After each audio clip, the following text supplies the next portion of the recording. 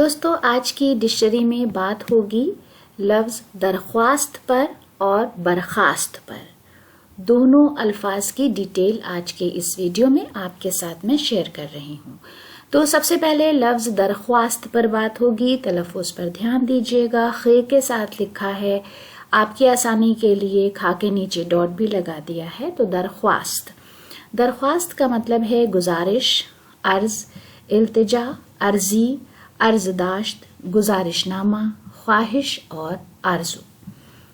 हिंदी में प्रार्थना, निवेदन, आग्रह करना, प्रार्थना पत्र और इच्छा। अंग्रेजी में petition, appeal, application, beg, request, proposal, offer, tender, desire और विल जैसे अल्फाज इसको एक्सप्लेन करते हैं। जमाल ओवैसी का एक शेर है, जो मांग रहे हो वो मेरे बस में नहीं है, दरख्वास्त तुम्हारी है जरूरत से ज्यादा। अगला लफ्ज है बर्खास्त। बर्खास्त में खे का इस्तेमाल हुआ है, खा के नीचे डॉट है तो बर्खास्त।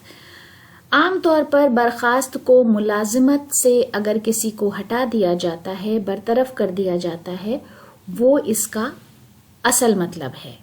तो मुलाजिमत से बरतरफ, अलहदा, मौकूफ, अलग करना या अलग होना, ख़त्म या बंद। हिंदी में सभा का समापन, स्थगन, भंग करना, निष्कासित, अपदस्थ, पदच्युत, बरतरफ, पृथक करना या होना या समाप्त करना।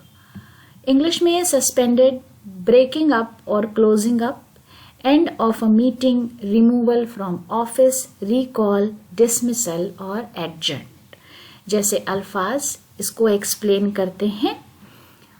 फरहत एहसास का एक शेर है, ओदाए इश्क से बर्खास्त हम इस दुनिया में, खाक की खुल्द मकानी के लिए आए हैं। तो दोस्तों, ये हमारी एक छोटी सी पेशकश थी। उम्मीद है कि वीडियो आपके लिए फ़ायदेमंद रहा होगा। वीडियो देखने के लिए बहुत बहुत शुक्रिया।